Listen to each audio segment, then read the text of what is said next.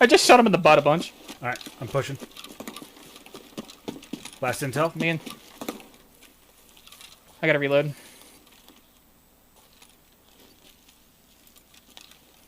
By the way, these guys are mad at us. I'm gonna just be honest with you. I killed a man. Yeah, that's true. So when they grill you to the ground, I will take your things. I like that idea.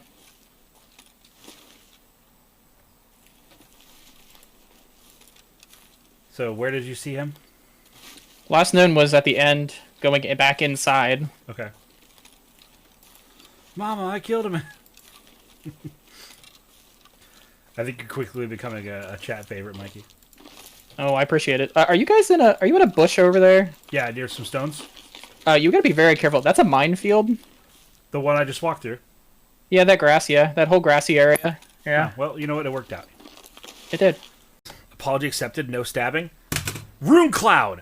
Are you fucking kidding me? Are you absolutely kidding me? I fucking main Lance, and you're gonna be like, hey, your favorite weapon? Don't fucking use it. It's fine. It's fine. I'm not upset. I'm not upset. I'm not upset. Why would I be upset? That seems like a silly thing to be upset about. Why would I be upset about that? Who cares? Fuck it. Big Lady's a personality, not a character trait. Sorry. It's a personality, not a physical characteristic. Baby. Listen. Grunkle Dan, with all due respect, I love Big Lady. Now, I'm not gonna, like, you know, eyes pop out of my head. Wooga, blah, blah, blah, blah. Like, that's disrespectful, but we're all giant chasers. Okay. Giant chasers? Tell me this is a thing. Tell me that this is a thing. Because if it is, I guess that's what I am. Because that's hilarious. Alright, can I be a little bit weak with you guys for a second? This lady has Mad Willow vibes. I mean, like shoulders up.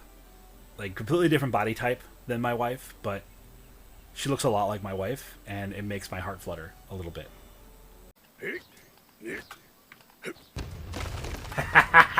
Video games. Hands. So I look at stuff. So okay, we have a situation. This situation is in my hand. This situation is in my hand, right? This situation is in this hand. Now I look at it and I go, okay. I praise. I go, okay. Is the circumstances for this success in my control? Is this something that I did? Or is this situation a success of circumstance, right? And you can control some circumstances. I can produce another video where I provide milquetoast positive reinforcement that is globally receivable, and that can be like I can recreate with a new coat of paint this thing. But can I replicate the circumstances of the algorithm? Can I replicate the circumstances of the time? No, you can't. You can roll the dice and get this and try and get the same numbers, but there's no guarantee that the dice are going to end up the same way. You can do your best, but there's no promise. So I take that perspective as encouragement to continue to do what I enjoy the most. And let me tell you why. Because a philosophy that I've held since I began getting into content creation, and for many of the other things I do in life, is this. The old phrase, if you build it, they will come, is good, but it's not perfect. In my opinion, what makes it better is if you build it the way you want to build it, the people who like it will come. Which is sort of like almost a non-statement, but if you do what you enjoy, if you are passionate about what you do, it is an infectious aspect of like the nature of living to be attracted to people who are passionate about what they do. Like we were talking earlier, zealotry is infectious. It's a very tasty thing to look at and to enjoy, and that is in turn being applied to this passion, to being passionate about something. It's infectious. People want to see people be excited. So, fuck everything other than making things that are true. Fucking, I mean, yes, I do agree.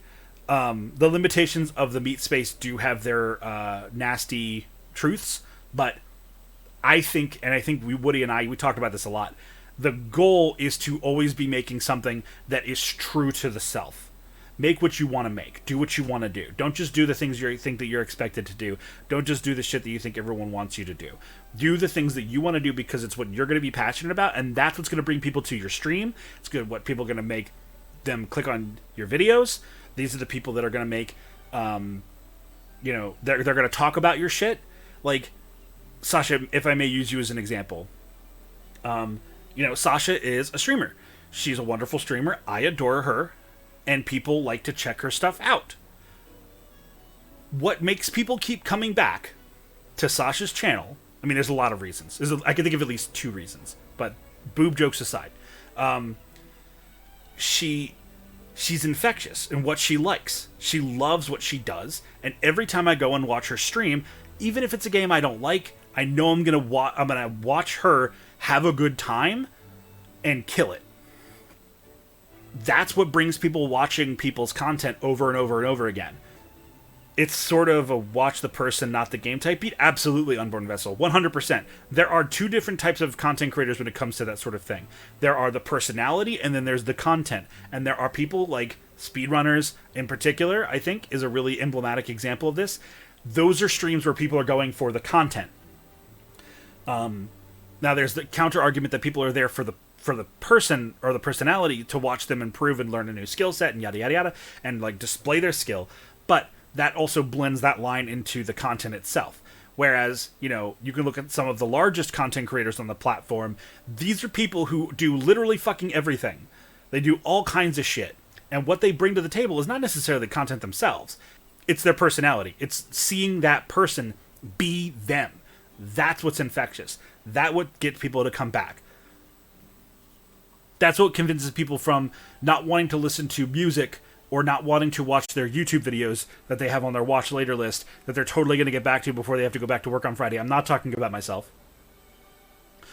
I understand you have a bit of a sweet tooth when you're not being an ardent member of your diet. And so one of your favorite snacks are cookies. What are your top 3 favorite cookies and why? Oh, no. My favorite...